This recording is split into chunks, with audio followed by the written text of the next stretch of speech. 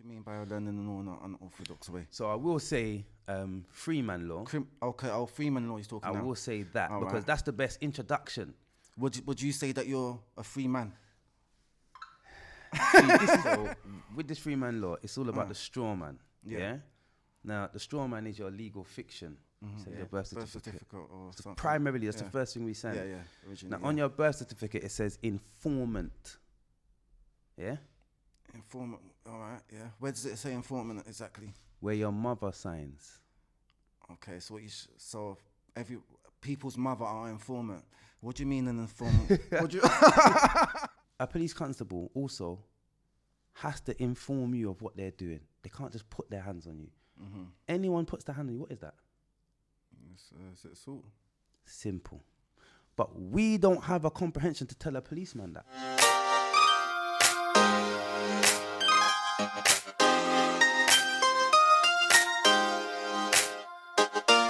Yo, people, it's another episode of Truth and Bantz. It's your boy Flash. We got MK up in the place. As you can see, we got a little new setup. And today we got my brother, Mr. Raw Disciples, aka Brother Xtra, up in the place. Yeah, done know. And today's episode, people, is Man in Action.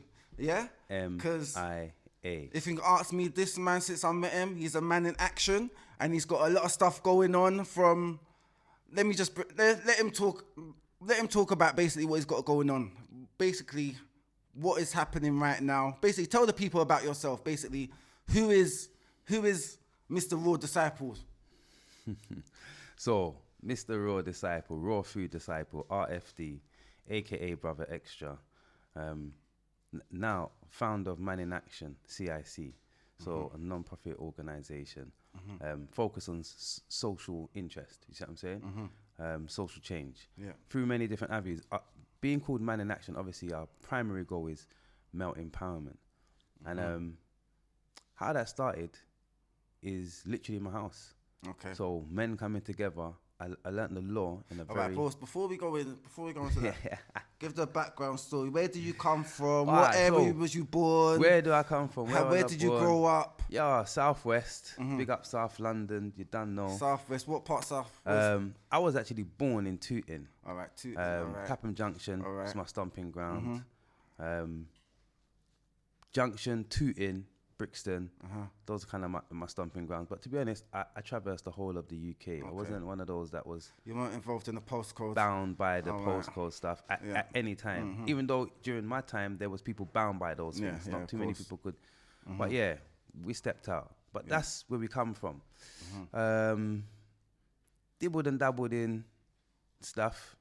That made us understand that, there's another way to do things. Started youth work at a very young age, the age of 18. All right, cool. So you've been a youth. What made you get into youth work? Do you know what? Being a young person, screaming for stuff. What out of what you wanted made you go and being a young person, screaming for stuff. What you screaming for? But having like the youth workers that I can remember from a very young age, like after school care, play work, had a very profound impact in my comprehension of what a youth worker should be. Do you understand? They were very engaging. They were very listening. They listened to us, and we learned. Do you understand? And this is from play school. Like we had different conflicts and challenges with them as people in positions of authority. Yeah. But their relationship with us and our parents, we learnt from that. Do you get what I'm saying? Going to a youth club, being a young person causing trouble in the youth club, having good youth workers that will say, come, take you around the corner, have a word. Because they can see kind of like, you're the leader of whoever. And like, you come, they have a word with you. They make you see things differently. Like, look, what do you want to do? And then actually... That positive influence, yeah? So our youth club had a table tennis table and a pool table. But we got them to build a studio when no youth clubs had studios as young people. Do you get what I'm saying? Like, so they invested in putting a studio in the youth club in an empty space, where foolishness was happening in that empty space in the youth club. Do you get what I'm saying? So that made me see I could have a job where I could help people and young people as well, because they helped us. Like that had a lot of people in the youth club getting into music at a very early age. Like one of our DJ brethren, the thing is I would see him do as young youth, mixing with his chin, doing mixing with his So that got me into youth work. So I worked in primarily 2 of the main youth clubs in Tooting that a lot of the young people went to, and I myself, I worked in those 2 youth clubs from the age of 18, and that helped me to see also. Just So you say you was working in there? I started working, From the age of 18, yeah? From the age of 18, like I turned from a young person straight into a youth worker. Big. Even though I was still traversing my understanding of my journey, I felt it's very important that I take a position where I can help the younger people. Do you get what I'm saying? And I learned a lot in that. I went on to go and do play work. I became not the manager, but the vice manager in a play work company, deputy. I learned a lot. I gained a lot of valuable experience working with young people, even through getting pulled up. Do you get what I'm saying? Actually traversing lines that you don't understand, actually, that could get you into trouble. Do you get what I'm saying? So I learned some valuable stuff for working with young people in different environments. Very early, like up until 25, I was probably doing a lot of play work. I moved from youth work into play work, like the younger children.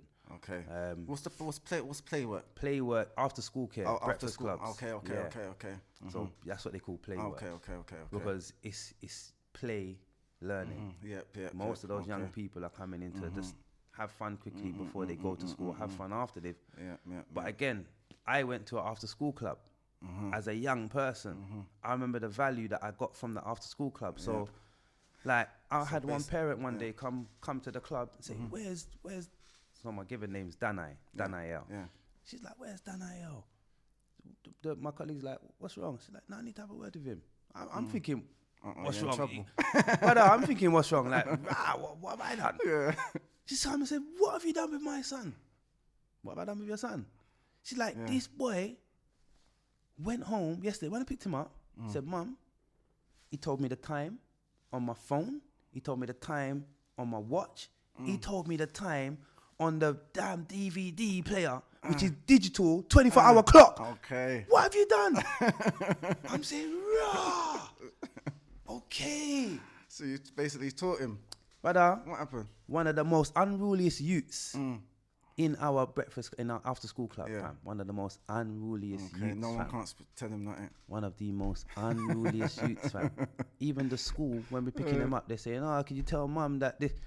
Saying, what happened to you? What happened to you? Now, my after school club was predominantly women. I was the first man to work in there. And that's where I got to deputy, because the woman said, we need this system, this type of work needs actually men like you and men like you to become managers. I'm saying, but this is in my early formative time, innit? I didn't really understand what she was saying. But coming forward, looking at social services, youth work, play work, now from the outside, I fully get what she was saying. Fully get it then. So, all I did was take this young man to the side and just say, I'm going to see what you know and what you don't know. I'm going to pick something to engage with you in. Like you said, I helped him to learn. I taught him. But the reality is, no one's not engaging with him. That's what I was thinking. Was there anyone else that was... They've just got him labelled, innit? So... You're unruly, you're this, you're that. So no one's not taking no time. There's no hope for him. It's not. There's no hope, bro. It was so peak. But that one little thing changes. I can tell you, it probably changed his life. Because even going back to school, the teachers, like we never got bad reports when we picked him up again. They always used to tell us, could you tell the parents this? He done that. I can't remember his name as well, because this was like 15 plus years ago still. But I learned a lot. I gained a lot of valuable experience in working with people, young people, but I also saw the flaws of the system. Yeah, definitely. Well, there's always gonna be flaws in the system. There's only so much you can do, even if in your heart you got that job to do it. Yeah, definitely. I hear if the job's got a job specification, best believe anything outside of that role, it's gonna be. You could lose your job. Yeah. Okay. Even if it's beneficial and positive to the youth and positive. If it's not in your job description, bro. I just want to keep it simple like that. Do you get what I'm saying? Like, We can take it outside of that. Everyone knows whatever their experience is outside of that, but that's what that was my understanding. Yeah. Because again, I started in a youth club where we built a studio. Yeah. You lot built a studio for us. That carried on to so many other things. So how come you can't do other things? Like, yeah, of course. how comes you can't do more? How comes we're getting told that when we do that thing now, we can't do it no more? But the young people and it's helping the young youths. they're coming in their droves. They're coming in their droves because of the projects or of course. activities that we're providing for them. Yep. When that don't happen, where they gonna go? We know. Back to the streets. So that made me definitely check and start to do other things like more communal based, like look for people. That's basically the start of your journey towards what you're doing basically now. 100%. And it started with me learning the law in a very unorthodox way and just trying to educate my friends and my family. Okay, what do you mean by learning the law in an unorthodox way? So I will say freeman law. Freeman law you're talking about. I will say that because that's the best introduction. Would you say that you're a free man? See, this is where it gets political, because the reason why I won't say that I'm a free man is because I cannot be free unless my people stand as free as me. That's the only reason why I will say I'm not a free man. Other than that, so you're saying it's unable for you to be free unless all of your people are free. Bro, if you walk around in chains, acting lesser than a projection of how we should act, that projection is projected onto me. Hey. So, just as a worldly view, how can I be free, bro? Do you get what I'm saying? You have me trapped by the demeanor that you present to the world. You're not my brother's keeper. Do you get what I'm saying? So our freedom specifically is vested in a better movement, a better showing. But when we talk about the law, I'm free. Yeah, 100%. Yeah. No, because I've delved a bit into the free man law and that. Yeah. But it gets a bit technical. So it's very technical. Very technical. I don't know. Obviously, there's some laws, but when it comes to like the court of law, they ain't really recognised in there. If you're talking about some of the free man laws that I've kind of seen, and it goes against what happens in a court of law. So, is this correct? And this is where a lot of people break it down for really the people, understand so they what they're dealing with. Understand the concept of free man. When someone says they're free man, what does it mean? So with this free man law, it's all about the straw man. Yeah. Now the straw man is your legal fiction. Yeah. And your legal fiction is. What do you mean by legal fiction? Your legal fiction is attached to your birth certificate. Right. So that's your name that they go by. Is that what you mean? So a legal fiction, if anybody, I'm using specific words for a reason. That's why I asked you about the specific word, because not everyone might get it. Right. So legal fiction is a word that everybody can look up in any dictionary. Okay. And legal understand fiction. Legal fiction, what that is. So a business is a legal fiction. Okay. Right. It's a legal entity. Okay. A business. So when you create a business, you get a certificate number. Yep. Yeah? Yep, you do. That's your birth certificate. So you are a business of the state.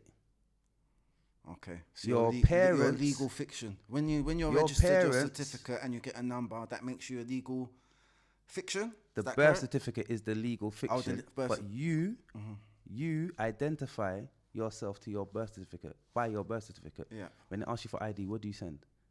You don't send yourself. You send your birth certificate. or something. Primarily, that's the first thing we send. Yeah. Originally, now, on your birth certificate, it says informant. Yeah? Informant. All right, yeah. Where does it say informant exactly? Where your mother signs. Okay, so every people's mother are informant. What do you mean an informant? What do you saying? People? It's peak, innit, bro? You say people's mums are snitching on them at birth, bro. This is what the state has put in place. What does it mean by when it says informant and your mum's name? What does that mean? Yeah, it's easy to say that's written on them. What does it mean? That your parents are giving you up, literally giving you up at birth. The process of information that What do you they're mean by giving, giving you up? Because obviously they're still with you. You still go with your mum, innit? So what do you mean by giving you up? when social services knocks your door at your merry age of 8 years old with police and says, we're taking that young man, Yeah. what can your mum do? Say no. What can she do? Legally. What can she do? It's a simple question. And I'm not asking no trick questions, you know. Cool. What can she do if the social security want to come? Yeah. What do we There's experience? nothing really that she can do. She can spud me, my brother. She's nothing. I can Why be I a say devil's that- advocate and say no. She can try hold, but there's nothing she can and do. that's why I'm keeping it so clear with you, because I I'll know keep it you're a 100. realist. You get what I'm saying? Like, when I link to you, I love your vibe, so I know we can really chop up some things by just keeping it 100. 100, yeah. And you just done that. What we know is that there's nothing that we can really do about that situation. Now, that is not a truth. That situation that we have no power over was created because of what you just previously said with the signature you. on Thank the you. informant on the Now, birth. there are so basically it's people- giving up your rights your rights. to actually represent your youth in anything. Do you understand? Who can actually knock my door and tell me they're taking my... Your first thing, it's not even devil's advocate. That is actually the fact. Who can actually knock my door and tell me about my... Nobody. Yeah. But the fact is, we're in a system where somebody can. And we are exposed to a feeling of helplessness to that. Yeah. Now, that is derived from the process that I just explained. Okay. Yeah? Now... So given the fact that someone didn't sign their birth certificate, they wouldn't be able to actually lawfully do that. Spud me again, my bro. Everyone that's got their kids taken into 100%, security, my brother. none of that would have been able to happen 100%. if none of those parents had signed the birth certificate. 100%. Okay. There are cases proven where children have been taken and the process that to get back that youth was not the social service process of going to court in the way that they want you to. It was the process of rescinding the birth certificate. Send that back in a certain way and get back your youth. Okay. Because that's what they want. Okay. They've taken the wrong entity. Okay. But we don't understand that. So me learning a lot of what I'm talking about now in its simplest form brought me to a place where I wanted to share, like I was saying, with my friends, my family. Everyone needs to get free. Everyone needs to understand this. Everyone needs to... And I was on my YouTube channel was called Exodus 2012.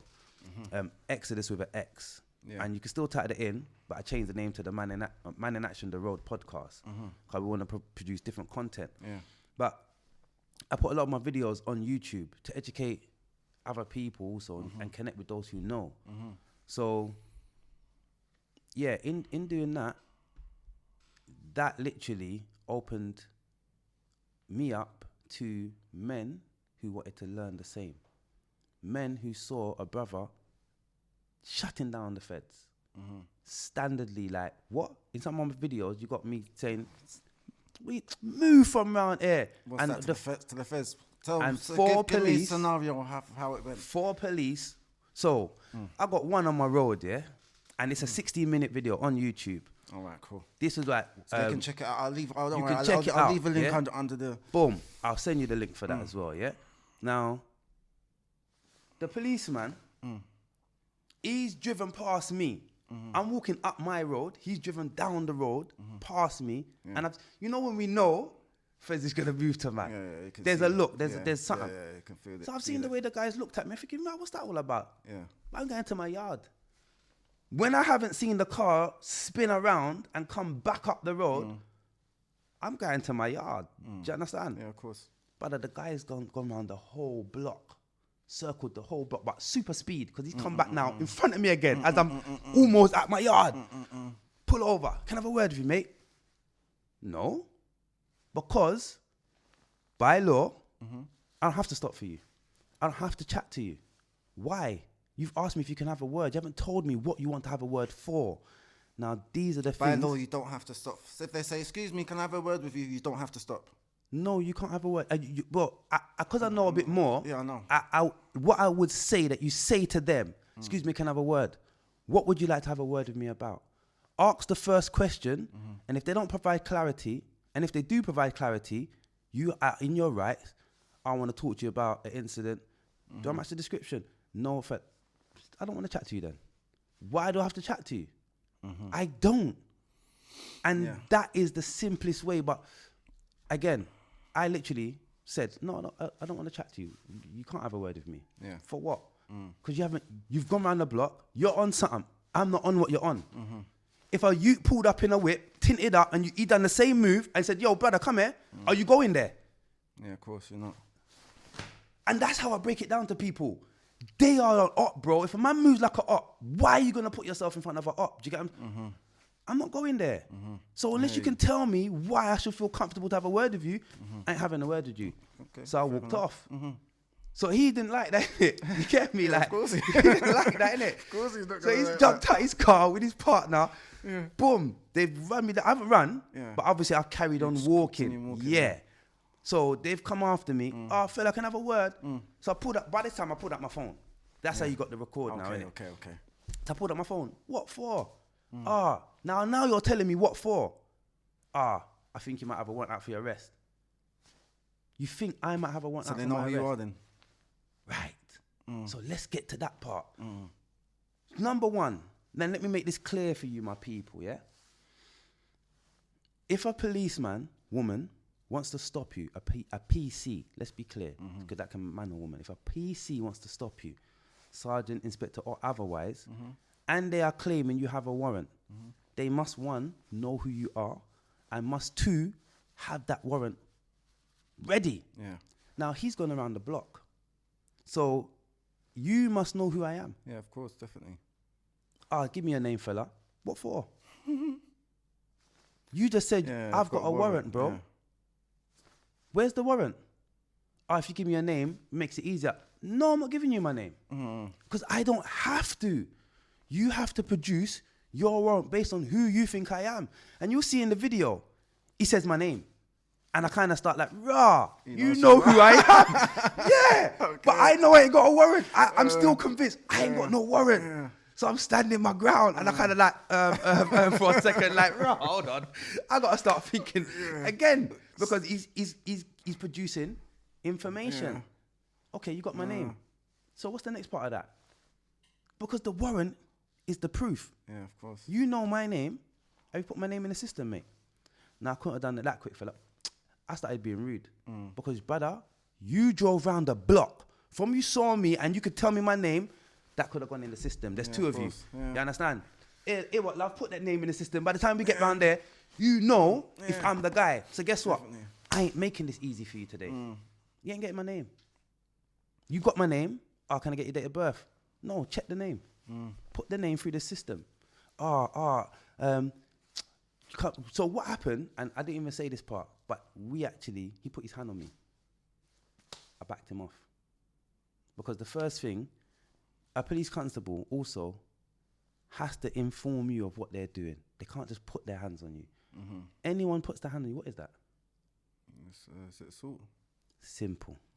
But we don't have a comprehension to tell a policeman that. When you do, you more time see the computer program glitch a little bit. Because it's like, what do you mean assault? So that gives you time to settle the situation differently. Because Dave, you just glitched the program. Yeah. How can you be telling me I've assaulted you? That's what we say to you. So the program's glitching. Do you understand? Yeah. Now, in that, you see live on the camera, bruv, a whole thing between me and this guy. And you hear it as well. He's holding on to me. Okay. I'm saying, take your hand off me. He's saying, don't do that. I'm saying, bruv, I've got the right to defend myself. So overstand, you've just assaulted me. And if you don't move correct, I will defend myself. Because I have that right. And going through what I've gone through, I definitely empowered myself to comprehend our power to defend ourselves against the police and even use citizens' arrest. These are the things that we as people need to empower ourselves with, because it's not a game today. You get me? Like, especially when we are brutalized and murdered by these people. Do you get what I'm saying? Knowing our rights is most important. So, definitely.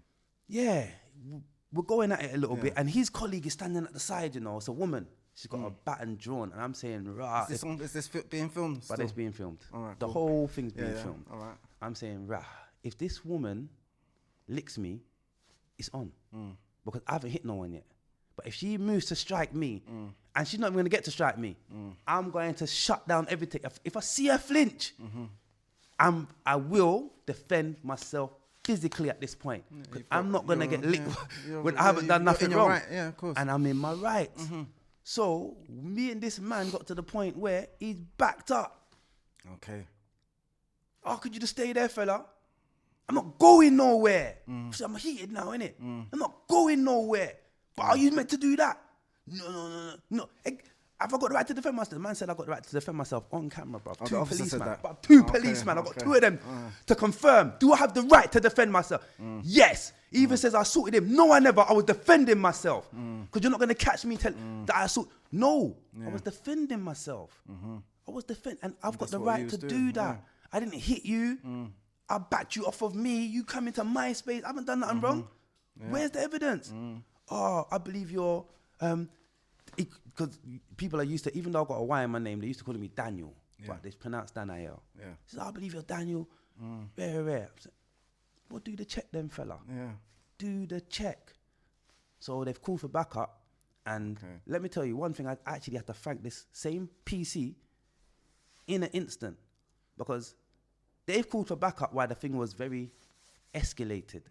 Now the backups come and the thing is de-escalated. I've got my back. I'm talking to the policeman here, and I've got my back to the police car that just gone past me. We're standing up talking. There's no problems. I'm surrounded by two police officers. Another officer's come running up at my back, and I didn't see that. What, grabbed you? What? No, the officer in front of me told him, Okay, chill out. Chill out before he got there. Do you get me? Because that would have been a whole nother scenario. Gone completely left. So I turned around like, right, this guy was running up for me like he was going to tackle me from behind. Like, blah. I said, no, respect for that, because now we're here talking as men. So now do your job. It got to the point that I was so frustrated because of how long that they was taking to do the check, innit? Because obviously they want this to come back that I've got a warrant. Definitely. It's not come back that I've got a warrant. Halfway through the video, he comes and said, oh, have you been arrested recently? I said, that you never asked in the beginning, did you? Because if I'd been arrested, that's different. My warrants, I would have had to address that warrant. Do you get me? I said I got arrested when I came back from the border in Spain. You get me? Because why? I had a warrant out for my arrest. And you know the funniest thing? The warrant was for failing to appear at court hearing via using the knowledge that I had learned. So I said I'm not even going to court. Yeah? I'm not going to court. I sent them a notice. That's with the Freeman law, yeah? I sent them a notice, proper, faxed that in, and I didn't go. That's what the warrant was for. When I came off the plane in London and I saw the border, bruv, I said, oh my days. That's for you. That's for me, blood. Oh my days. What? Was you thinking what, my letter never arrived? Nah, blood, to be honest, I'm going to keep this real for you, yeah? This was a 9-month journey of learning. Yeah, of course. So this was 9 months later. And I can tell you one story. 9 months later later than after not going to court. Oh, was it? Wow, they took their time to come back. No, bro. They was looking for me. Okay. I basically lived like I was on the run. I thought they would have just come to your house though, no? They never come. They must have looked at your house if you had the warrant. I basically lived like I was on the run. Oh, you knew you was on the run? To prove a point. Okay, do you understand? Okay. I sent you lot a notice. How comes you lot are moving like that? How come no one responded to my notice? Do you get what I'm saying? Like, it was peak, bruv. I had police rub me down one day. Like, the man saw me and said, hey, why you not? You know you got to come with us today. I'm saying, bruv, it's a Friday night. I'm not coming with you today, bruv. So well done. Before you went to Spain, you was basically on the run. Basically. Because you sent the notice. So you knew they was actually looking for you. At that point, yeah. Yeah, okay. So when you coming back from Spain, you must have known they was going to be waiting. No. And that's what I said to my brethren, blood. Book my return. If I manage to get out of the country, book my return for the Monday. Don't make me come back on Friday. You got to stay in the police station till court on the Monday. Book me for the Sunday or the Monday, bro. I can only do one day in that police station. I can't do a weekend. So my brothers came back a couple of days before me, and I came back. Like the end of the weekend. So you get Monday me? They come, all the police is waiting for you. Yeah, boom. On the warrant at the airport. On the warrant, When it was a sergeant that happened to, because what happened, this is about exerting your rights, for real. So I've given my passport over to passport control, innit? Whoever that border control is person. Yeah. But they turned around and gave my passport to a policeman. So I started telling my man off. What are you doing? Who's that?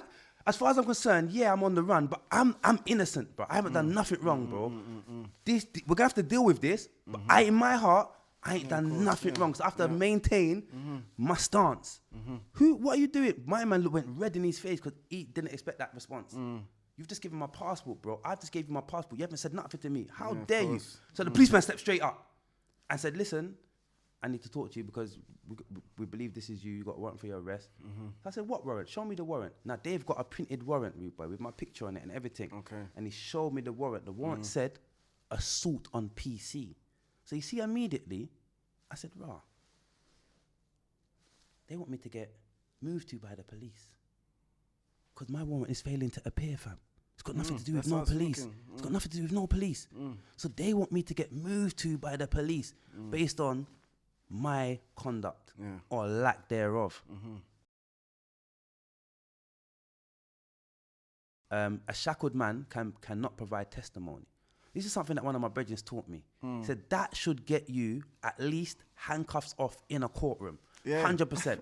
Yeah. Say that again. A shackled man cannot provide testimony. Okay. Because you're under duress, bro. Like you'll say anything to get your freedom. But you see, if you're free, bro, real. you speak with your chest. For real. But if you're under you'll say anything. Yeah. It's under duress, bro. So anything I say, I can actually use that now and actually make an appeal. Okay. Because I was under duress, I was shackled. A shackled man cannot provide testimony. And I understood when my brethren said that to me, what the power of that. So that's all I was saying. Yeah. They sent me back downstairs. Boom. I'm thinking, rah, this is guy a bit mad. Because as we come in the court, there's no talking of assault on PC. Okay. The thing is, I've been found guilty in my absence for driving with no license and no insurance. Okay. Yeah? Was this on the same free-man law kind of thing where you saying you don't need to? Yeah. All right. Cool. Right? That's what I got found guilty in my absence. So I was not going to that court case where they then found me guilty in my absence.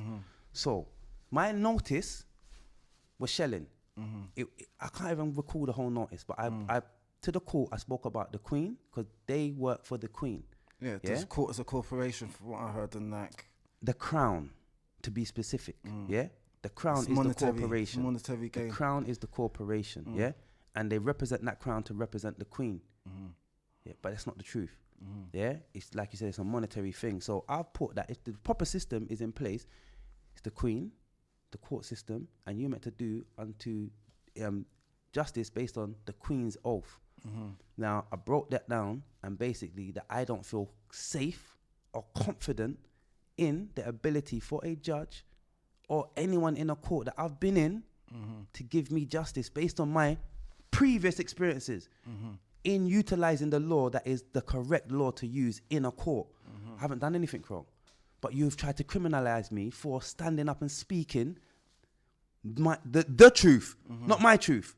The truth. The law is the truth. That doesn't belong to any of us. Do you get what I'm saying? That is just, it just is. So with that, my letter stated what it needs to state and said that's why I won't be turning up. Do you get what I'm saying? Boom. Now, when they brought me back upstairs, my brethren was been sitting down listening to them talk, innit? He pointed at me and said, 6 months. He was vexed. I could see it in his face like, rah. I turned around straight away like, I can't take the energy right now because I ain't going to jail. Are you mad? I'm not going. And if I do, I have to learn from that because I chose to use this information for me. So we have to learn from our choices and actually know that that's my choice, innit? So what did I learn from that?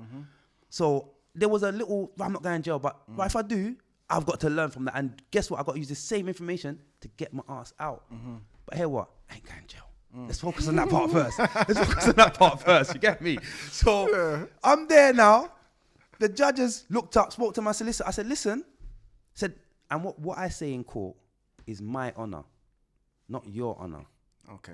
The judge has no respect from me. And I don't disrespect them, but I am the true giving authority in this place. I am the truth giving authority. Also, if I remain in integrity and I'm not here to lie, banduli anybody, I am the truth. I am the highest authority in the court. I am the one that should remain in honor. So my honor, I always speak on my honor. I don't speak on anybody else's. I can only speak on my integrity. Yeah, that makes sense, yeah. My honor. And they fall for it every time. They fall for it every time. Oh, yes. And then you say what you're saying. But that's how you catch their attention, because you ended with honor, but the word, it's my honor I'm speaking on. My honor. Yes? You'd like to say something? Yeah, I'd like to dismiss my solicitor. One time. Quickly. No Itchman. He has to go. Why? Because I need to speak for myself. And while he's here, I can't speak. She's boying me off, fam. Shutting my whole show down. Shellings. Boom. Why would you like to do that? He does not represent my best interests. Game changer. She cannot allow him to stay there. She cannot allow him to stay there. Now, this woman who they put in place, she was smart. No games, bro. She was smart. So she stopped. She thought about it. And she, without even, when she spoke, what she said was, she directed the solicitor to stay in the seat. And if she directs him to speak to me, that's the process that this case will take. So I thought about that for a second and said, she gave me permission to speak. She didn't say I can't speak, you know. Yeah. She told him that if she tells him that he has to give me direction, that's what it's going to be. So until that happens, I've got the flow. Yeah. So you're in control, basically. Bro, first thing I want to do is I sent a notice to Westminster Court. Where's the notice? Oh, we didn't receive no notice. Okay, then I've got a copy of that notice to be handed in now. That's dated, the original date, and it's a copy with the fax receipt on it. Take that right now. Okay. You see what? And this is where the ancestors and the Most High just opened up a serious light in the place, bro. 'Cause I didn't see this coming. My brother's handed over the notice. He's handed it to the prosecution first. Yeah? They've took a look at it. Boom, boom, boom. They've had a little gander, whatever. The judge has asked to read this thing. Yeah. Now, when she reads that, bro, it's peak, because it's a proper graft. I took my time to graft that notice in law. It's not no bandooly thing. It's the understanding of the law. Yeah. It's there. It's your thing. And if you know the law, this letter enables me. This letter enables me to not turn up to your court. It's facts. Facts. I didn't do nothing wrong. She went quiet. She asked the prosecution one question, fam. Do you accept that this letter was sent to the court? But they said yes, fam. They could have said no. And you know why they could have said no? Because they challenged. No, but it was. No, they challenged because the court was moved. The court that I sent it to no longer existed. Okay. The court that I actually sent it to. Okay. No, it wasn't even that it was that long ago. But it was the fact that they was in the process of removing that court anyway. So just in that time frame, the court that actually sent the notice to no longer existed. That court no longer existed. They moved that court. So their challenge at the beginning was, you didn't send that until that court. That court doesn't exist. So when my bridging came with the notice now, what they must have been tallying up between themselves is that, this guy, he's got the proof here. We can still say no because we ain't got the copy or whatnot. But whatever licked them to say yes, they said to the judge, yeah, that notice was sent. Bruv, the judge on my life, rude boy. She was like this. She looked down at the letter again. She read it again. She looked up. This is her words. So, we're going to deal with the fact that you were found guilty in your absence and you were given a fine and you got 30 days to pay the fine. She gave me the amount of the fine, the days to pay it, and she shut up. I'm thinking, hold on. I'm in the dock, in the glassed off dock. Remember, these times there had two docks. You had the open dock and the glass dock. The glass dock means you've come from downstairs. I came from downstairs. I came from downstairs. So unless you tell this court I'm free to go, I go downstairs and I go to jail. Do you understand? Yeah. But she ain't said nothing else. She remember. And she just said what happened on the previous case when you wasn't there. She didn't say the failing to appear. Because when I got to court that day, when they brought me up, the primary thing they wanted to deal with first was failing to appear. Okay. And that notice proved that you didn't fail to appear because you've actually sent them saying that you're not going to. And when she read it, the failing to appear didn't even come out of her mouth. Okay. What came out was my sentencing in my absence. Okay, so you've done that. So what's the sentencing? Fine, 30 days to pay the fine. So I said, do I not have 30 days to appeal? She said, oh yeah, 30 days to appeal, 60 days to pay the fine, because you can't be the same day to pay the fine if I can appeal. And you know that when I appeal, the fine just gets wiped because I'm appealing. Yeah, of course. And I'm appealing the fact that, what did I say? I got found guilty driving with no license, no insurance. I have a witness that came to that appeal with me, bro. And the solicitor, the Queen, no, she wasn't even a solicitor, QC at the time, Queen's Counsel, big barrister, said to me outside the court, after the challenge and exchange that we had to dress her down a little bit, but I learned a lot about the law and how to really handle myself, how law works. So she came with a few witnesses. I'm like, how can you use a witness from the case that we're going into court to deal with? The policeman. Go and find somebody else. So she came with another witness. That person kind of asserted himself into the conversation, but when he saw how I was handling myself, he just said to her, I don't know what he said to her, but she turned around and said this: when we go into court, the judge is going to award the appeal in your favor. I asked the same question 3 times. What does that mean? Because I was blown away, fam. And she gave me 3 different answers. When you go inside, the appeal will be overturned. So she broke it down in steps. Your appeal, your ban for driving with no license and no insurance will be overturned. That's the first thing she said. I said, oh my day. So what does that mean?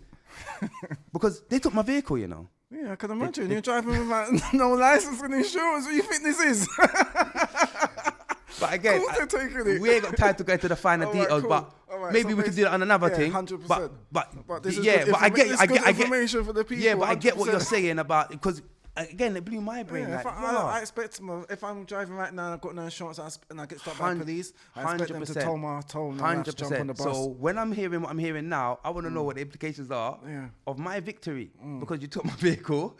You get what I'm saying? I lost out. You understand? Oh yeah. I'm winning here, bruv. You're telling me you're gonna overturn. So they've you haven't got your vehicle since they've took it like 9 months ago. That probably got scrapped. That's crushed or that's sold. All right, cool. Exactly. Yeah. But I want to know the real implications of that, because you're telling me I'm victorious. Yeah, do you understand? But yeah. So it was peak. Even my witness who came with me that day. And this is what led me to this part of the conversation, which I'm just gonna jump straight back into. Was men saw my videos on YouTube and drew to me like a hub, and I was kind of like who? Like a hub. Who saw men? Men. Men saw my video on YouTube and drew to me like a hub, but that made me overstand that. Wait, hold on, mate. Did you finish the story of what happened in the court? Yeah. So I want to flip, innit? Because I said. All right, go on. So the first court, no. So let me just quickly do that. Yeah, let me just quickly do that. So she said appeal. She said 30 days to appeal, 60 days to pay the fine. Then you said that then she went silent again. When you go back, it's gonna be. No. She went quiet again. So I'm in the dock and I'm thinking, hold on, how do I get out of this? I was about to ask, what about the failing to appear? I was gonna ask that question. In something in my head, our ancestor said, shut up. Don't ask that. Yeah, of course. I said, hold on. That's done with. Bro, because if I ask that, I'm giving her the right to say, oh yeah, 6 months. Oh yeah, 3 months. Yeah, of course. Oh yeah, 9 months. Yeah. Whatever comes out of her mouth, I'm giving her the right. So when I heard the thing say, shut up, I had to rethink the question, because my freedom is the question, innit? Am I free to go? Oh yeah. Blood, some of these people know the game, fam. But they want to know how much you know the game. So if I'd have asked the wrong question, bro, I would have sent myself to jail. Of course. I would have sent myself down to jail. So that's how that ended, yeah? So that's how that ended. Walked out of the court. Did you get to ask about the car? No. So whatever happened to your car?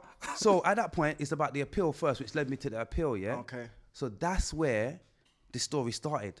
So I've gone to court for a warrant that's been out for my arrest for 9 months, yeah? Gone to court, crushed the warrant one time, crushed that, no problems. But you've not notified the people who should be notified. So the arresting officer, the interviewing officer, So that man who stopped me on the road, he actually brought it back to me. Oh yeah, I was your interviewing officer.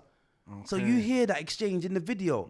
I'm like, and he tells you the license plate of the car that I was driving. He breaks it all down. I'm like, but if you know all of that, you should have put that in the system and know whether the warrant exists or not. Of course. But I'm saying, how come they wouldn't tell you that the warrant got crashed? You get me? Like, but they don't want people to know that people are exercising their rights to get things dealt with. Do you get what I'm saying? Versus actually using the court system and getting a proper not guilty or those things you would hear about, innit? But if a man uses a certain, of course they're not gonna, they're not highlighting that. Even in their own system, they're not running that back. Like, the warrant's gone, but a policeman might have arrested. Because I see that. I walked into a police station with my brethren to go and free someone. Because these are the things that we was on as well. Like, we walk in, exert our rights. We need to go around the back now. And if we, what, to open them? Bro? What, to open man at the cage, bro, to free man at the cell? If you put certain things down correctly, and don't get twisted, not every police station had that. Yeah, of course, I can imagine. Especially with black man as well. Do you get what I'm saying? Like, definitely, but there were some that actually respected the law. So, because we're using the law, you know, it's not, we are actually using the law. Yeah, for real. So if you take the time to don't look at my color skin and go and do your check, bro, some people, like, they're opening the door, they're saying, listen, you gotta, they would use the word to appease themselves, appropriate adult, but you're a big Ross man. Okay, is this when you're talking about when you're coming for minors and that? We're coming for men, bro, adults, bro, men, women, children. So let me ask, have you walked into a station and freed a man, a grown adult? Yes. I have. And I've witnessed, so like I said, me and my brethren went to go and get someone this day. Because this brother, he's got a certain level of knowledge, yeah? All right. Now, we walked into the police station and he's tapped me straight away and said, bro, I'm not going to be able to help you out fully until I come out. I said, what do you mean? Yeah, these guys are going to come and ask and talk to me. I bet you any money. Now, he was in jail 6 months ago or 3 months ago for something that was to do exercising his rights, but the police went on harsh with him. But he used the law to get out of the jail. So when we've come into the police station, one police officer's walked past. I saw it, but I don't know what's going on with him. So I saw the way the police officer walked past, walked back, went round there, had a word with someone. He was just moving mad. Oh, when he see your guy? When he saw my guy. But I didn't. Because he's like, why is he around? Basically, he should be in jail. Basically. But I didn't clock none of that until my brethren said, yeah, they're going to come with a couple man and they're going to ask me to go and have a word with them. Let me go and deal with that and then I'll come back out to you. But the man came with 7 policemen, rude boy, round the front and a sergeant. Out, not round behind the desk, you know, through the mirror, out the back, through the door, surrounded. Yeah. Mr. Regis, My brother's like, come, let's go and have a word, man. Confidently. Do you get what I'm saying? Because when you know yourself, you know, and you know what you're using, there's no fear. Yeah, of course. So he's gone off round the corner and I've just continued what I'm doing. You get me? Boom. This is Battersea Police Station, by the way, yeah? He's gone in, but about 20 minutes to half an hour. I forget what's taking him so long. He's come back out. Boom.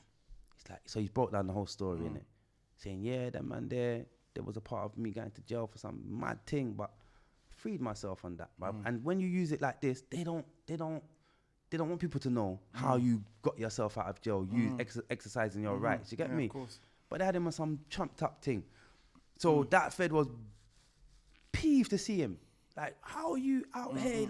Like, you know, because to them, when they put someone in jail, brother, they have parties about that stuff. Of course. It could be the minorest thing. When you say when he was put in jail, what do you mean, remanded?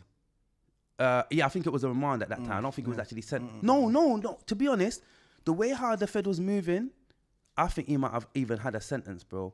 Like, I don't think it was even remand because the way how this was years ago. We're talking like 10 plus years ago, you know. The way how the guy was so like. But the way how the Fed moved, confused, like him being. Yeah. Hey.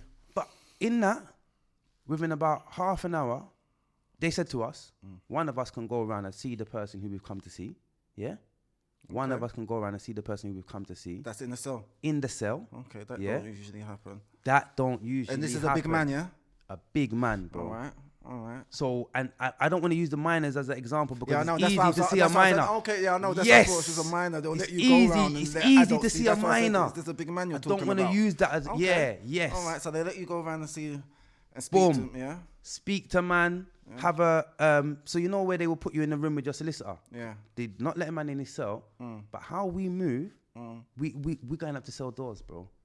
We're going up to cell doors, like so. It's a serious thing, and this is like the drive to get people to understand their rights was so serious. I'm talking like. But you weren't able to free that one, was you? You just were able to go and speak to him. No. So he came out with us. That man that you went to see. He came out with us. He came out with us. He come out with you, brother. This is mad. Because you see what it is. More time. How did you get him out? On what law? On what base? What ground did you get him out? Unlawful arrest. Okay. You see if you can keep it simple, you know. You see if you can keep it simple. The simpler you can keep it, the better. Now, let me break this down for you. And I don't ever want to share too much, but I don't know. We have to go. We have to go in. No, we have to go in. I've actually been to court on that kind of thing, innit? And then after I've just not complied, innit? You know them ones there. And then I've asked the judge to like state the oath, and she said she can't remember it, and I'm like, if you can't remember, I've just done like one of them ones. But brother, and they sent me home. Then they just sent me a letter saying they don't want me to come back, but they said it's for taxpayers' money. They said you're not needing you back. It was only a little thing. That's why I done it. It's only like a minor. They found a zoot on me, but they sent first in because I never had the solicitor either, and they said for taxpayers' money you don't need to come back. I want to say well done. You might like again they will give you an excuse. But you done some things, and if you'd have known a bit more, so let me deal with this brother first.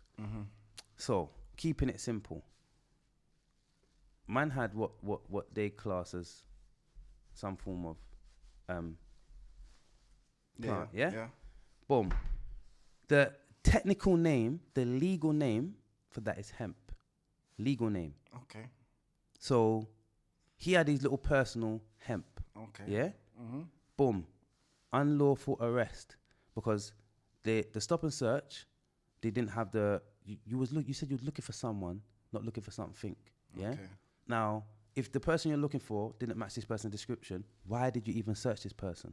Do you get me? So it's an illegal search. That's the first thing. It's an illegal search. So if we can get the illegal search and them to understand the basis of this, but they're just gonna comply because they don't want that paperwork. They don't want that smoke. Like and if you know the law and saying like we will make complaints and certain things, they make it easy for you.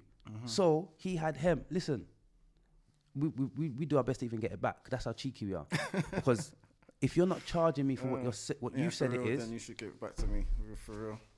If it's I hear that. It's as simple as that. But guess what? I take the man and go. Yeah. I take the man and go. Just keep it Let's simple. go. Yeah. Do you get what I'm saying? You're not signing anything. Let's keep stepping. Now we've done that. I've done that officially. You get what I'm saying? And it's not every time that it works, bro. Yeah, Because I've gone to police stations and they're like, get out of it. Yeah, I know. So I know there's some people that even though you state the law and it is the law, they don't give a toss. We don't care about what They you're don't trying to care say. about We're that. going by this. But those are the ones that can get you paid. Okay, when they Because go if against it. they mess you up, they mess with you, and you really know what you're talking about, and you take action, they're gonna ask them, why did you not know? Yeah, of course. You dismiss what he was saying, but ignorant. Yeah. And ignorance of the law is no excuse. That's what is called a maxim of law. A maxim of law governs all people who work in positions of office because this system is based on two things: the Bible You have to put your hand on and the the law. The Bible and the law. That's the actual entire system. So if you understand the Bible and the law, so even now I left my staff in the car. I was meant to bring it in with me. But I walk with my staff. I've gone into court with my staff. Okay. I've got videos at the front entrance of a court where they're trying to stop us from going in with my staff. I'm in the court. That's a court building. But I've been in the court with my staff. They don't like that. But how we do that is we bust the Bible on them. This is a biblical system. You talk about the church and God and retete. So how can you then tell me that if I am walking through the valley of the shadow of death, that I cannot have my rod and my staff to protect me? Is that how you drop it on them, yeah? 100%. Okay, no, that's real, yeah. It's that simple, bro. Okay. It's that simple. Yeah, so then they just let They you through? fold and they melt and they don't like it. The and sea opens and you walk through. You said it, my brother. And don't get it twisted. That sea opening could be a whirlpool, fam. It could be a turbulent tsunami, fam. It might not just be a parting like that. Do you get what I'm saying? But sometimes it might just be a parting, and you'll see the part and you say, let me cut you. I hear you. So that law is something that, so even I turned it around into doing workshops called positive interaction with the police. Okay. Now, why I did that is because, again, just coming into community work and the man them that started to come towards me like, yo, we want to learn this information that you know, made me realize that man them, our greatest fawn is the police.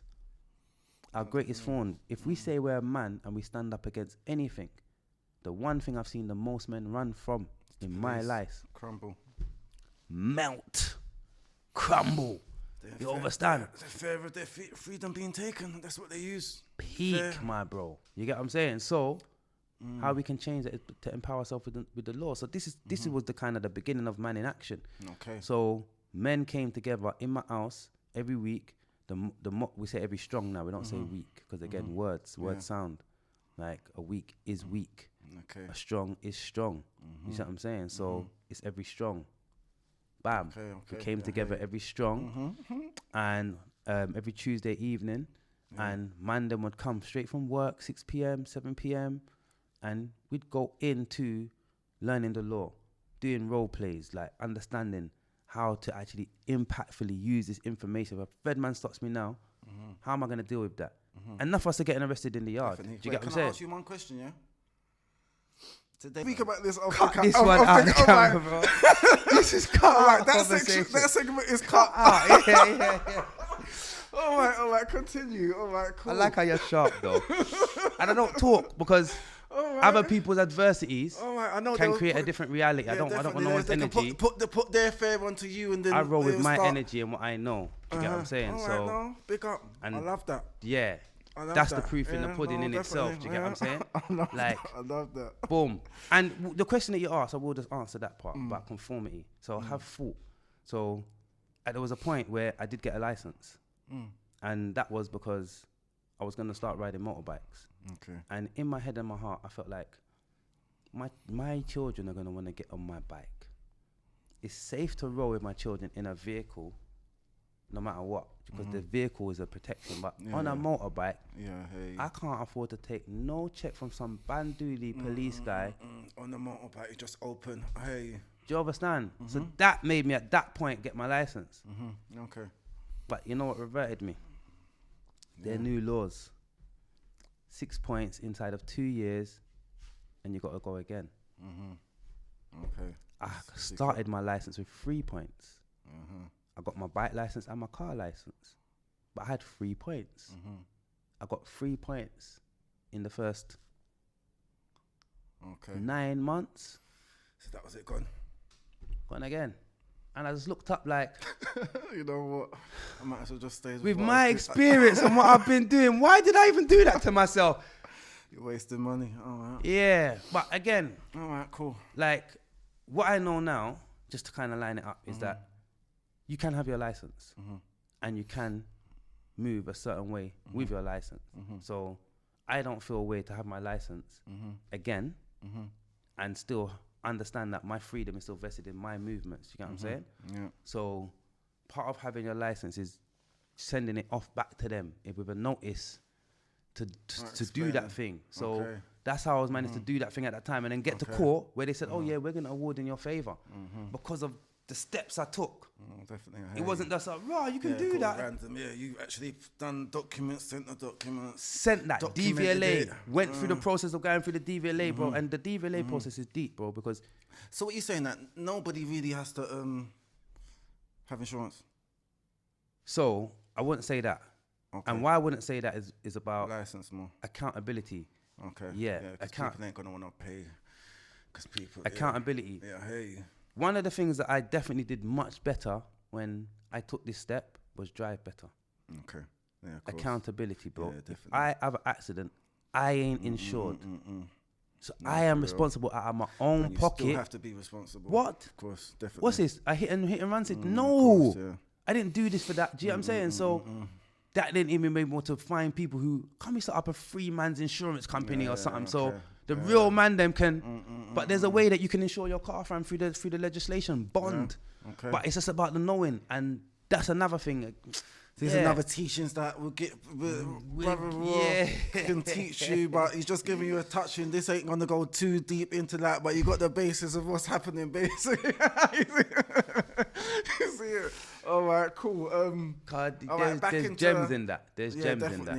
Yeah, definitely. There's a lot of jewels for you to lead off and look into on that one. All right, so back to kind of where we are now. So all of this basically got you to where you are now, got you to helping with the kids and young people, adults, so basically giving them the knowledge that you've acquired basically to help their life be better. And in a way that actually they can utilize in their life. So my experiences have done quite a lot for me. So at a point I became one of the founders of Manhood Academy, one of the co-founders of Manhood Academy. I was requested for, again, a lot of the strengths that I do working with young people and adults.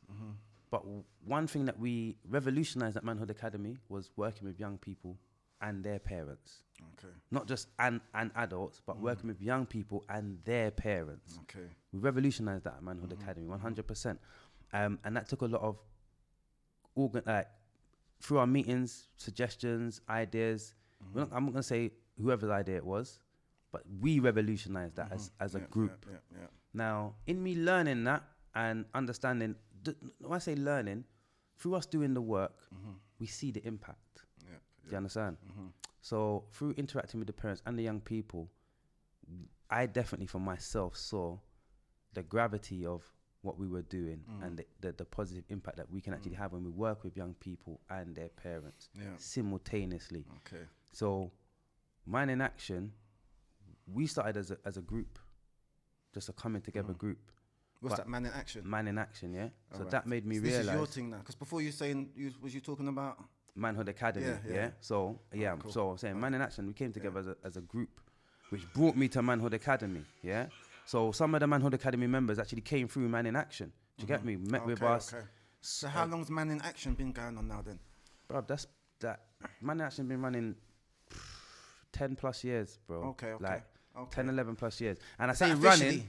That's unofficial. That's unofficial. Right, so cool. in the last Just year, with you lot doing the works. in the last year we registered now. So it's Man in Action CIC. So we're moving to be official. And like you said, like we just got caught up in just doing the works because there's works to do. But I tried to be official with other people. That's what made me realize that Man in Action needs to become official in and of itself. Do you get what I'm saying? It needs to stand, and it needs men to stand in that. Do you get what I'm saying? Because coming together to empower us, what we understood is that our mental well-being, we need to make that be a focus. Do you get what I'm saying? Adults' mental well-being, not young people. You know? And not that we're ignoring our young people, but adults need to check in on their mental well-being differently, especially men. Definitely. We go through a lot. We don't say much. Yeah, definitely. We keep going. We hold it all in. Keep going through them all. We don't say, we say less. So that then brought Man in Action to understand that, hold on, we need to be an organization, and then we need to run programs. So one of our programs that we primarily started was Fighting Fathers, where a lot of our own journeys, mine included, I had to fight for contact or custody of my own children. Okay. So Fighting Fathers is to support fathers that are fighting for contact or custody of their children. What's this, a company? That we are going to start as a company, but it's a program first. It's a program at the moment. It's a program at the moment. So it's helping any fathers? Any fathers. You heard that, people? Fighting fathers. Do you get what I'm saying? Like, because fathers are going through it. Yeah, obviously, look at us. We want to help our fathers, innit? But the definitely. thing is called Fighting Fathers. Do you get what I'm saying? Like, no cap. Because fathers are really going through it. And why we even started that is because one of the things that we really recognize is that even in my own self, if I'm really not happy with what's going on in my children's world, with me and them, my relationship with them, my contact with them, my interaction with them, brother, I'm dropping out of life. Yeah, I hear you. I'm not really going to be in anyone else's business when my heart, your back is not, my back, like it's you not said, solid. Yeah. So if we can help fathers have better relationship with their children, bro, we will get more men standing up. We will get more men coming out. We will get more men, because more men will be happier, for real. 100%. You know what I'm saying? But also, do you think that there's a lot of men that are sad nowadays? Is that what you're saying? Bruv, Let's deal with it on the low. a lot of men are hiding their pain. Yes, 100%. I was one of them. And only the real ones around you will know that you're hiding that pain. You get me? They'll look in your face. They'll say, "What I want for you today?" No, for real. I hear you. And that I'm good ain't washing with them because they know They can you. see through it, yeah. Right. But the rest of the world can't see through you like that, bro. So you can tell them, I'm Yeah, good. course, man, but I'm really good, man. hurting. Just, just had a little thing down the road, just pissed me off. You can make any excuse for the rest of the world. And guess what? You're a man. They'll believe you. That's it, yeah, he's good. Where? He'll get through it. That's it. But the ones who know and give a damn, they ain't letting that wash, bro. You're going to give them 5 or 10 minutes of your time to talk out your thing. And that's what gets us That's through. gonna help you. That's gonna release it off your That's chest. what gets us through. But we need more of that. There's enough men that are not, bruv, the bravado that they're putting on is not what they want to say. Yep, no, it's real talk. That's a fact. And I think social media probably hasn't helped it because it makes you be more of bravado. You want to just put on a picture for the world, and you get me. So yeah, 100%. Less into you, more out of you. Like, and that. It's crazy what I just said, less into you and more out of you. So you're less into you and more out of you, but actually you're putting less into you and putting more out. So, yep. We need to be putting more back into ourselves. I hear you. Trust me. Right. And less out of you. Trust me. Definitely. So, yeah, Fighting Fathers was one thing that we did to give fathers a chance. To really actually be expressive. Do you get what I'm saying? 'Cause we started with a WhatsApp group, and even the WhatsApp group alone, the fathers in there, the ones who even have come in and be like, not said anything. So the group was quiet for long, because it takes time for people to just say, rah, boom. So we'd lead by example. Come, fathers, we're here for you. This is our experience. Then one man might reach out and say, rah, I'm going through this. Boom, boom, boom. It's hard. We'll reason with him. We'll give him 2 advice.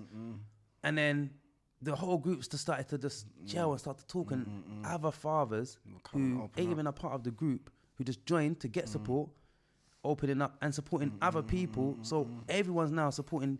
And then you got other fathers who come in and say, right, listen, my problem just started a year ago. But hearing you, man, that's been going through it 7, 8, 9, 10, 15, 18 years. I just look at my whole thing differently now. So there's man, and we're talking about man that's proper angry with woman. And we're in the group saying, listen, she needs something. So it's not about being angry with her. It's about healing yourself so you can be present for your youth. She needs to understand whatever she needs to understand, but it's not. You can't make her do that. You can only do what you need to do for your youth. So we definitely encourage men to remove themselves from hatred and pain and anger of whoever's causing you that, because that doesn't serve your child. And I've been there too. Do you get what I'm saying? So the group is blazing, and we do have some women in there, but the women know it's not for you to speak. No disrespect. You're here to support, and if you can't do that in any which way, ego, you gotta go. Immediate removal, because we're letting you into a sacred space. Do you understand? So rise up to the women who are in that group, integrally holding space. I can imagine there's only certain women that can actually even qualify to get to get in there, to even be there, brother. Able to. Because it does go off, and you can't take what a man says personally when he's actually just been attacked or feeling like the lowest version of himself right now. And because even like a man might, like, example, a brother came in the group one day and said, "Oh, that bitch." A man spoke and said, "Listen, she might be a bitch right now, but remember, tomorrow, it's the mother of your children." Do you get me? So we encourage people to let their expressions out in the moment, but don't carry that as a narrative. Do you get me? So you can't come back in the group tomorrow with no issue and say that what you said yesterday. We're not having it. You get what I'm saying? We're going to address you, like, what is going on for you, because now we know that something's really going on for you. Because even though she did something, why do you carrying that adverse narrative in you? So yeah, man, Fighting Fathers. And then another project, just to move on, is this community school time patrols.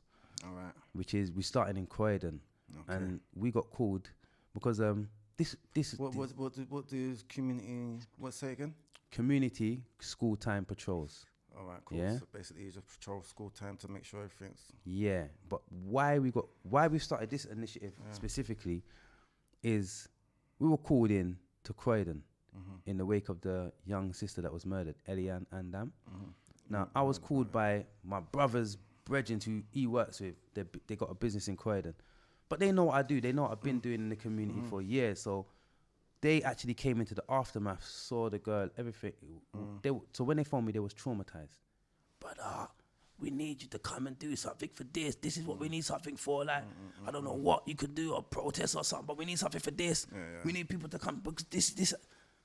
So when I was making my way down there, I was thinking, rah, I can't go into a murder scene, fam, and then talk about protest. That's gonna incite some type of some violence, fire. Yeah, You know what I'm saying? So what can I go and actually really do right now and suggest?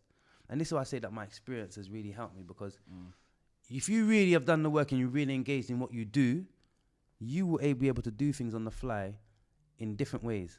So I was under pressure driving down to this place, thinking, right, what am I gonna go down there and do? How am I gonna be of assistance? Obviously my presence is gonna do something, but what angle? What angle? But the ancestor said, listen, school time patrols. School time patrols. He says, I landed. I'm looking for the community. I just want to engage with the community of Croydon. Like, what are you lot saying about actually taking care of your ends? Like, we come from Man in Action, and I've called Street Fathers down there. They're going to be coming down, but we want to help you lot do community school time patrols. What are you saying? They were like, yeah, what are you saying? We started a WhatsApp group. But by the end of that day, we started a WhatsApp group, 250 people. Okay. Yeah, 250 people. By the next day, 200 plus. That group went to 300 people, but it's still got 271 people in it. But from that group, we managed to start a separate subgroup for people who actually want to go out on patrols. And then, we said, all right, Man in Action will lead the program, community school time patrols.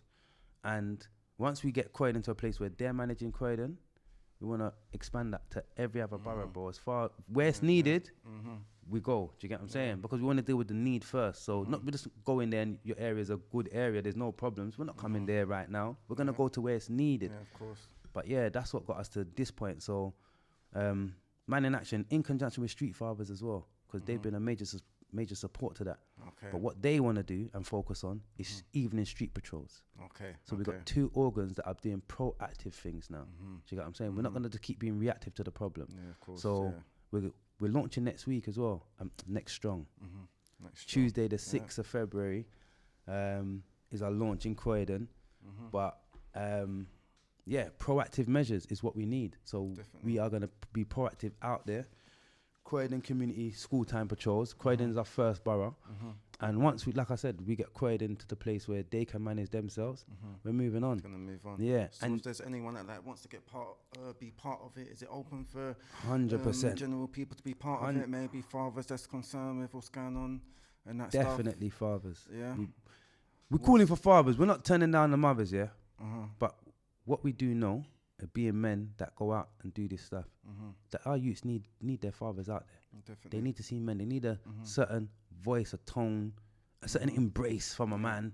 Do you get me? Yeah. That will make them come. Them man, let's come, let's chat. Or you get me? We need men. We need men, because also the presence of men is a power, it's authority. If you have men and you know potentially your father could be coming out on the road, but your behaviour, you're not going to be, you know what I'm saying? You're going to think twice. Like, you're going to think twice. Even if it's not your father. Even if it's not your...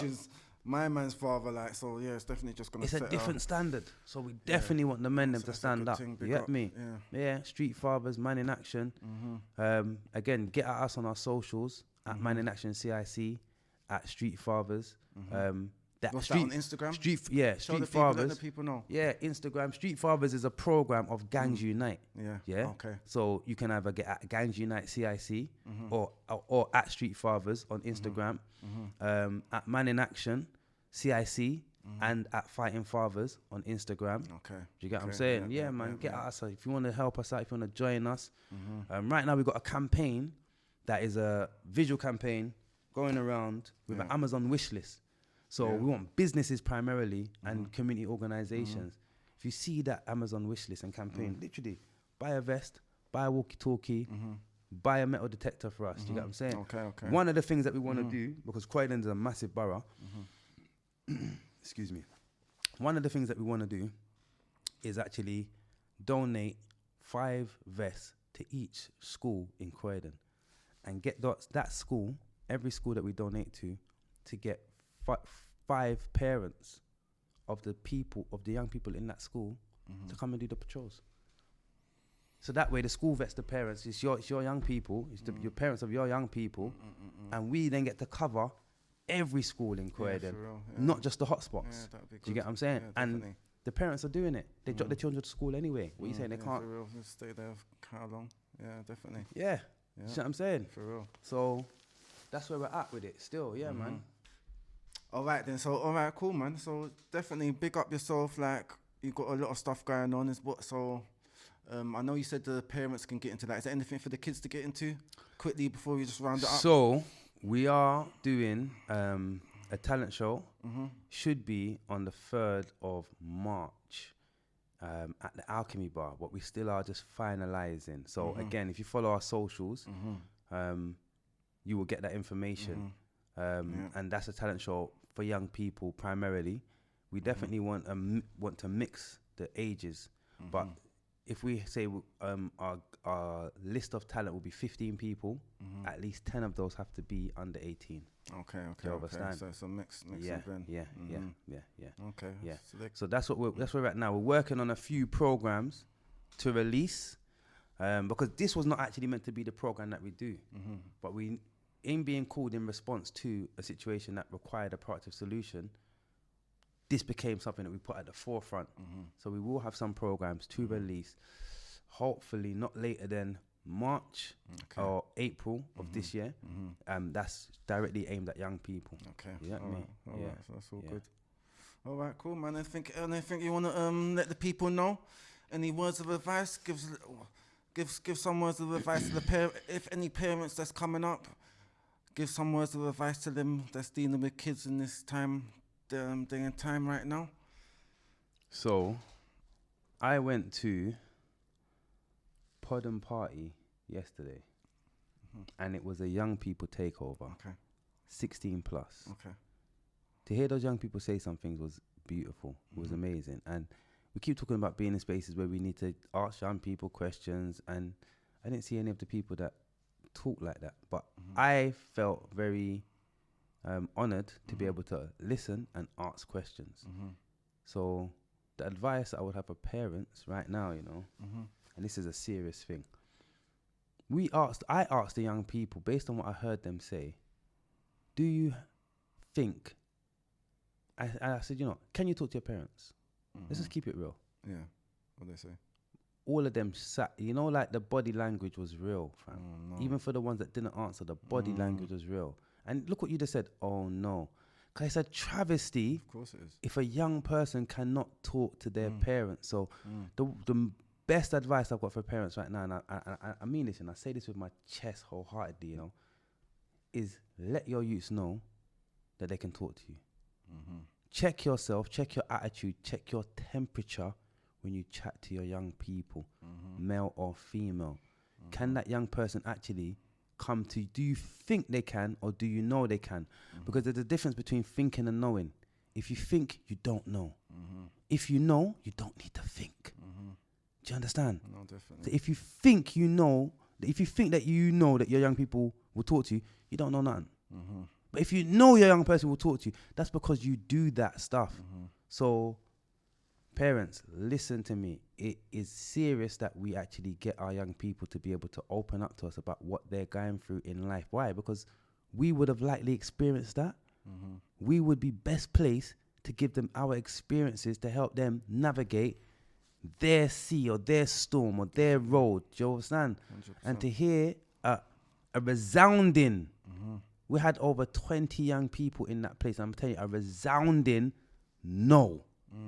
I don't feel comfortable. I know I can't talk to my parent. That was hard. Of course. Because I came from a home where, and I always say, I speak highly of my mum for this. And this is why this is important, because it was only yesterday. Yeah. But I always say, our mother always made us know, no matter what beatings we would get, that we could talk to her. that we could come and find solace in a conversation. Do you understand? Definitely. I could talk to mum about the maddest things that most boys could not talk to their mum about. Girlfriends, dates. A boy would probably feel uncomfortable in this climate today talking to his mother about dating a woman and a girl and 100%. taking her out, and you get me? Those were conversations we had. And then also I was able to then talk to mum about road issues, even though she's not road, but just like I'm going through some stuff I can't really tell you, or even just being able to then tell her a bit more. And then she would then, you know what, find the uncle or find the right male person to come and give me what I needed. Do you get what I'm saying? So yeah, man, big up. Man. No, definitely. That's the advice that I got. Listen and encourage your children to talk to you. Yeah, people. So you hear that? Yo, I want to big up for coming up. I hope everyone got the knowledge from that. Anything, you've got the social media site, all the links if you need them. Holler at him. You're trying to be part of the movement, fathers, anything like that. Holler at him, yeah? We out. Truth from Bantz. Peace.